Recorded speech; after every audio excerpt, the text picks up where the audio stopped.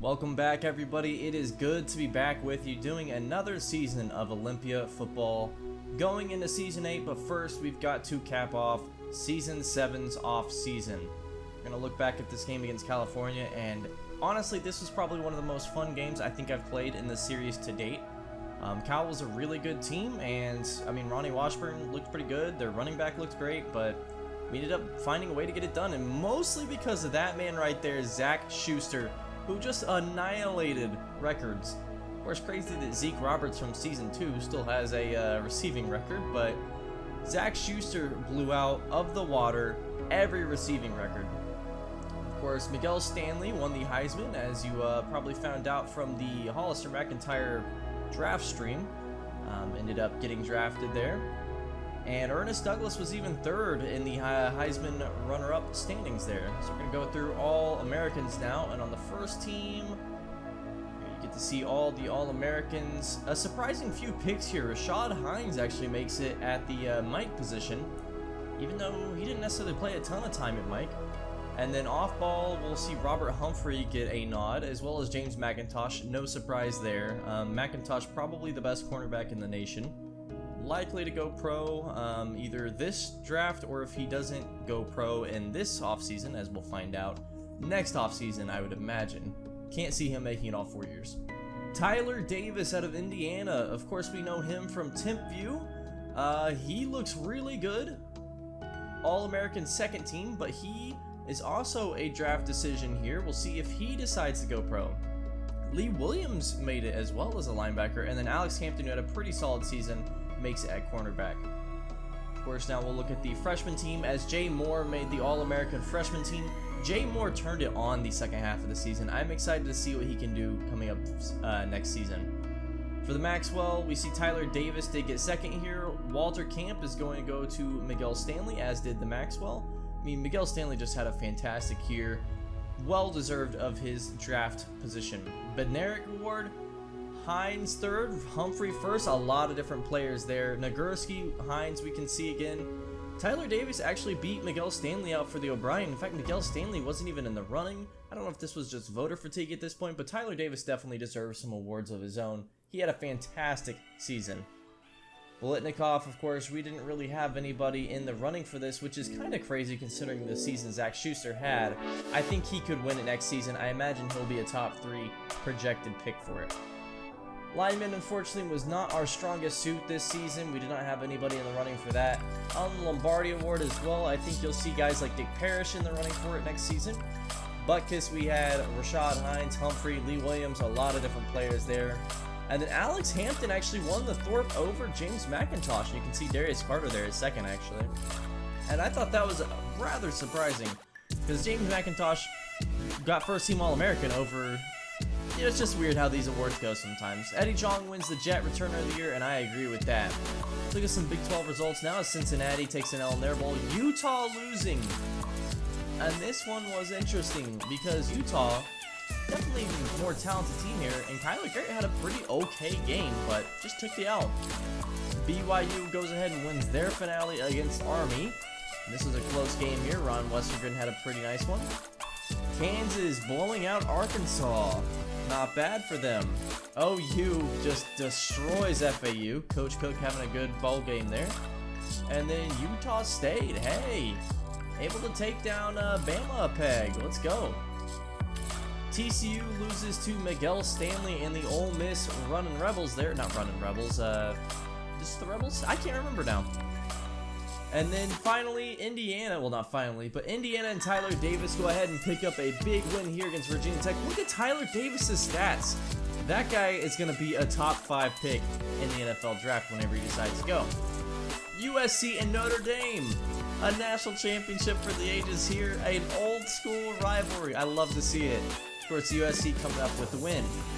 Let's look at some season stats now, as Christian Armstrong ended up being our far and away best passer of the football. Dropped 2,000 yards, 23 touchdowns, and 9 interceptions. Pretty good ratio there.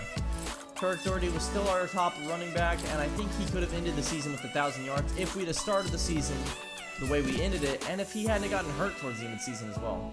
J.J. Thomas at 6.5 yards average. I think he needs to have more than 60 rushes in a season next year. Zach Schuster with 1,000 yards receiving, 15 touchdowns. Now, age is a thing for him. I don't think he's eligible to go to the draft. I believe he will have to go one more year, unfortunately. Otherwise, I think he would definitely be going pro this year. Jason Edwards is our best tackle, and he will be going pro after this season. As far as tacklers go, not tackles, defensively, Robert Humphrey was really, really good this season. Of course, Sam Franklin and Curtis Sampson were good as well. Sacks-wise, I was a little disappointed. Interception-wise, James McIntosh led the team. Again, sacks, I think we can do better there. Curtis Simpson and Robert Humphrey led the team in tackles for a loss. Anthony Freeman was very solid on the front four. Returner, no surprise here, Eddie Zhang had a fantastic season returning. Of course, when you give up a lot of points, you're going to return a lot. But still, he had a really good season returning. Jason Burnett ends his career with the Aggies here, and he had an okay season. Carson Liljink, a little bit of a step back for him in his senior year. I think he might have been injured for some of it. He will be going pro. Ryan Westergren had a fantastic season, 1,200 yards. I'm excited to see what he can do next year. And Javonte Jackson as well. Both of them sophomores, so that's the kind of talent we're going to be going up against next season. Mikael Mooney ends his career with the BYU Cougars here.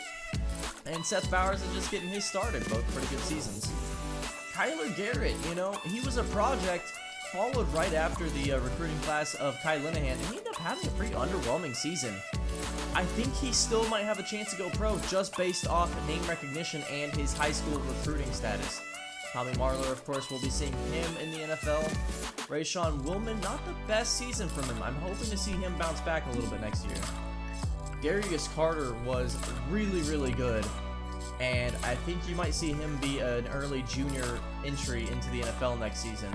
Elijah Davis also will be going pro after this year. Of course, we'll see where he gets drafted. Looking at career stats now, this is some of our rushing leaders. And Lee House ending his career with 2,300 yards and 20 touchdowns. Of course, almost eclipsed by Zach Schuster already. Lee House, I just never felt like we used him as much as we could have, but he was a really solid player for all 4 years. Kevin Patterson ends his career and feels like he's been on the team since the first season almost. And I mean, he had a solid career even though he ended up getting benched for the back half of his career. Byron Robinson ends his career with 2,500 punt yards, 41 yards average, and a lot net as well. Jason Burnett ending his career. Go ahead and follow that. Baron Gajkowski ends his career with almost 9,000 yards passing, 94 touchdowns, and 19 interceptions. He is your #1 projected pick in next year's NFL draft. Of course, go watch the video to see where he ends up getting drafted. Tommy Marler ends with 2,500 yards rushing and 1,000 yards receiving just about. Defensively, Elijah Davis, he didn't get as much time as he did in his final year, but he ends with a pretty good record there. 14 sacks for the strong safety, so you can see where he might be playing in the NFL. Let's look at some team stats now. We're going to look just on the scope of the Big 12 since it's our first year. Once we start winning the Big 12 consistently, then we can start checking out in terms of the entire NCAA. You can see we were pretty good across the board, but nothing we really excelled in this year, which was a defer from our usual years where we don't pass it as much as we run it. On defense, again, the team was kind of middle of the ground. I didn't think our defense was all that bad this year. We did allow a lot of passing yards. I want to see our pass defense be a little better, but that was mostly because of our pass rush. And rushing yards, I thought we were actually pretty good against the run this year. I think that was for once not a loaded stat. Sacks, again, you see our pass rushing was actually worse than our secondary this year, and it showed. Takeaways we also weren't super impressive in. So it looks like Les Miles retired, probably after fraternizing with the women there, and Kansas has a new head coach. And then TCU, of course, getting Graham Harrell as their coach. That's kind of cool. I wish that would happen in real life. And players leaving now. Kyler Garrett declares. Didn't see that one coming. Tyler Davis, no declaration. Ronnie Washburn as well will be staying for his senior year. Recruiting now. Albert Gunn was our main focus, and we're going to give him the lion's share of our attention. And Albert Gunn commits. Rory Mays also commits, but we lose out on several other recruits that I would have really liked to have, and we end our time as the 31st ranked recruiting class. I think that's pretty solid. That puts us top of the Big 12, essentially. You can see TCU had a better year recruiting. TCU's a pretty much powerhouse in this series. And then Utah, 112? BYU, 107? What is going on in the state of Utah? Well, I mean, it turns out we're just getting a lot of the recruits, and a lot of the other recruits are going to Utah State, actually. They had a decent recruiting class. I know we didn't see it there. It was top 60. I just don't know what's going on with BYU and Utah. Utah, especially in the Pac-12, it looks like the Pac-12 might be starting to dissolve a little bit. We'll follow some of the special recruits here. Harvey Edwards even. Of course, he goes to UNLV. And then our players now, position changes. Chris Mason's an athlete from Utah. Of course, he wasn't one of our spotlighted players. And we'll be looking to see what fits best for him as we move the other player there to tight end. Of course, we need tight ends badly. Chris Mason. You know, I think he would fit as a quarterback, and we will get to see he might have a chance to compete for the starting job. Now, it probably will be Christian Armstrong's to lose as we look at the training results here. Ro'olatu also, I think, will be in contention. Wesley Dunmore, I don't see him being more than a Blake Bell in the 10-yard line type of player. I would love to be proven wrong on that, though, and see a three-way competition. It would be nice to see one player emerge as the clear away favorite, though. Kirk Doherty, I think he's primed for a huge season. Of course, his speed has never been there, but he's just such a good running back. J.J. Thomas, though, let's not ignore that speed and acceleration there. 97 and 96, you might see them play quite a bit, both of them. I think we'll look to go more to a running offense again. It depends a bit on the linemen, but there's only so much you can do. Zach Schuster, also primed for a huge season. The man is blinding fast. The fastest in the NCAA. Of course, the question for him has always been his route running, and he runs pretty darn good routes, so I think that'll still be a thing that we don't see be as much of a problem. Rudy Rutherford, I think, is expected to be the slot day one, and then it's between Ty Cross and Corey Cross and Ty Crease for that other wide receiver position. I think Stitch Robinson needs to play more as well, especially if we're wanting to run the ball there. He is by far our best running tight end, run blocking tight end. Steve Cox, of course, he was pretty useful in the pass game, though. So I think we'll still see a lot of two tight end sets if we can help it.